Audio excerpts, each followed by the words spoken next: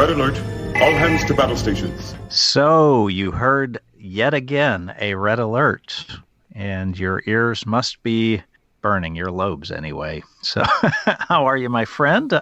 I'm good. Yes. I'm good. How are you? I'm doing well. It was an exciting weekend that just passed with the celebration of the 50th anniversary of the moon landing. It was pretty exciting for me. I was able to dust off, as I think I showed you, I've got a couple of cherry copies of some publications from the time. One is a Life magazine from the week before they left, and it has some really nice bio information on the three astronauts, Neil, Buzz, and Mike. And now I also have a Time magazine from July 25th. So it was the day after they safely landed back on terra firma. Yeah, I'm a geek about this stuff. To me, it reminds me of my youth, although we were pretty young when this happened, but we were able to live through and grow up in really NASA's heyday, the moon landings, followed by Skylab. Skylab and the shuttle program all the way through through high school and college. So Voyager, don't forget Voyager. Of course, I know you're talking about manned space flight. Yeah, but Voyager. it was all there. I mean, we were so excited about space travel, about really something that Roddenberry preached on, which is finding something greater than yourself, and I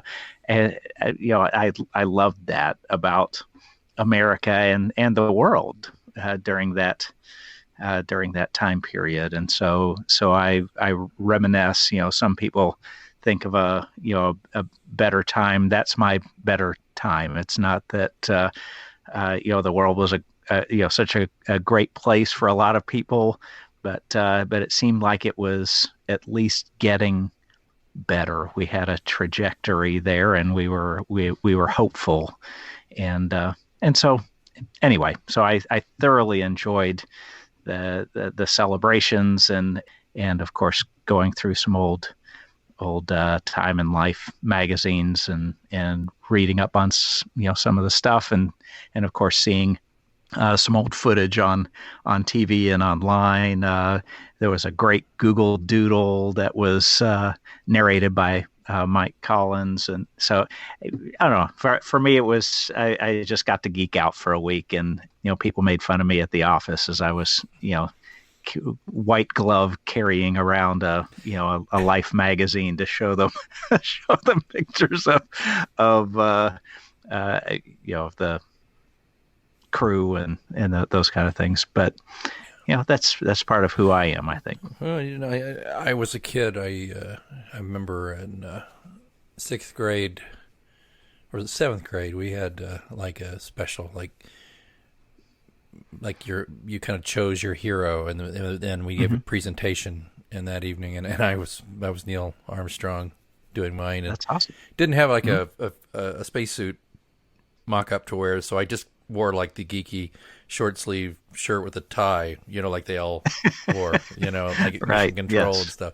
Yeah. But I remember that. But I also remember being sprawled on the living room floor with the World Book Encyclopedia open to all these beautiful color photos of the astronauts, and I was just always so fascinated by their gear and the ships and the minutia of it all. So yeah, and I think you're right. It does harken back to a time when, yes, definitely there was turmoil, there was problems, but it just felt like maybe we could solve them, and right. I feel that's a little diminished right now. I think now everybody is so siloed and insular and tribal. It's and I would even add the privatization of space travel, the corporatization of space travel, as opposed to it being a shared goal and shared accomplishment. It's now a company's goal and a stockholder's accomplishment. Yeah, and it's, which is it's a completely different mindset, a completely different philosophy that it no longer gives us that shared that shared sense of purpose. It's the private hobbies of billionaires now. And exactly, NASA's still there, but our leadership role is diminishing. But I this is not the time to pick on that. I just, and all that said, one of those guys, Elon Musk, gives me a phone call and says, "Hey, you won the space trip lottery, and you get a seat." I'm definitely on it. So I'm not going to. I wouldn't turn my. I certainly wouldn't turn something like that down. I wouldn't let my moral outrage towards privatization of space to keep me from doing. Yeah, you get your astronaut awesome wings. If you get up there, it doesn't matter. You get them if you go up above the atmosphere. If you orbit the Earth, you get the wings. So that'd be cool. Yeah, although my daughter's forbidden me because I talk about that all the time. Like I'd love to go into space, and she's like, "No, Daddy, it's too unsafe and all that. Too dangerous." Yeah. You know what? We didn't even, by the way, tell everybody why we're having a red alert. We just went into this. Yeah, so it is summer, and life happens a little bit, and so we, with some travel and other personal things going on, we just did not have an opportunity to really do the Maquis episodes justice. So we're kind of kicking the can down the road just 1 week, and we'll be back. But we did want to, as always, make sure we had an episode up for Thursday, so you get to listen to our soft, gentle voices as you trek down the highway on your way to work or whenever you listen to us. And then we also wanted to remind you, we've mentioned it a couple times on social media. We mentioned it last week. We could really use your help and your vote. We've been nominated for a podcast award, and we would love for you to, if you have not already, log on to podcastawards.com. You do have to register. They're trying to avoid bots or multiple votes. And then vote for us in the entertainment, TV, and it's the TV and film, as well as the People's category. Choice. Yep. And then Alex has a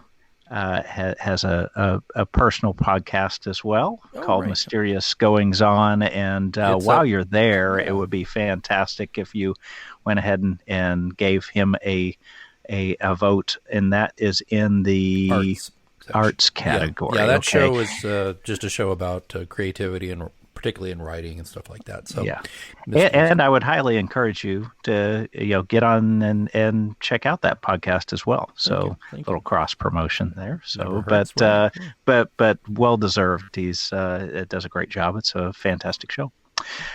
So with that said, next week we will get into the Maquis. Right. And I think we are going to endeavor to cover both episodes in one podcast. Yeah, so you're really not technically, well, you are missing one this week, but we'll make up for it.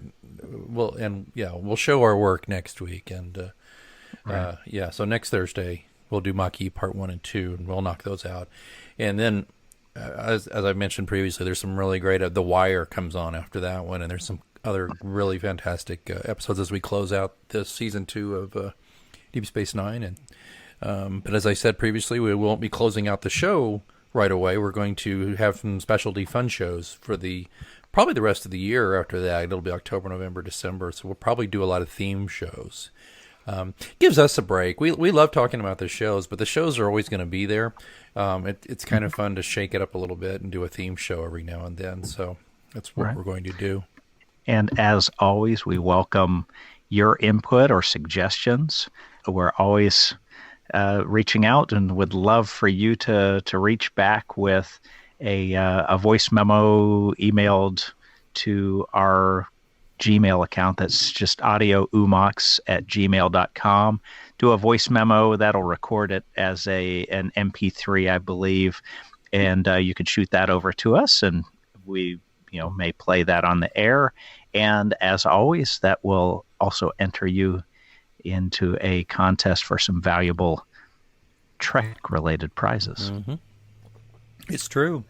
And don't forget, we're on the Twitter at Oomox Podcast is where we are on Twitter. And on Facebook. So we'd love to hear from you. And actually, I know for a fact Facebook people are really interacting a lot, especially since Brian's been having fun on the page, running the page, and I'm getting a lot of nice interaction on Twitter too. So it's really lovely. Yeah, absolutely. Some really nice fun. folks. Yeah, and we just, I guess one more thing before we go and on this one. Saw the trailer for Star Trek Picard.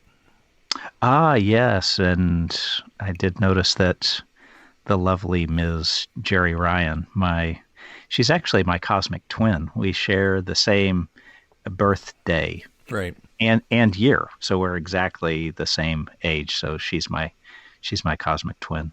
Yeah, she's going to be appearing on that show. Yes, and also word on the my heart. Yeah, word on the street is also that Counselor Troy and Will Riker and of course Data are also going to be popping in on the show, and maybe the wacky neighbors, the Ropers, for all we know. But and they'll go out to the old oak tree and dig up Boothby. Probably. I think that whole smokescreen about there's not going to be a lot of TNG people on the show was just BS. I think, of course, they were, hiding the fact that they're going to have several surprises for us. And what I'm excited about though. Okay, so like I said, you got Data, you got Riker and Troy, who, please let them still be married. I hope they didn't split them up. They got divorced or something. And they're at each other's throats because everything has to be dark and really depressing now. But anyway, no. But I hope though that maybe down the road in this show, if it's any good at all,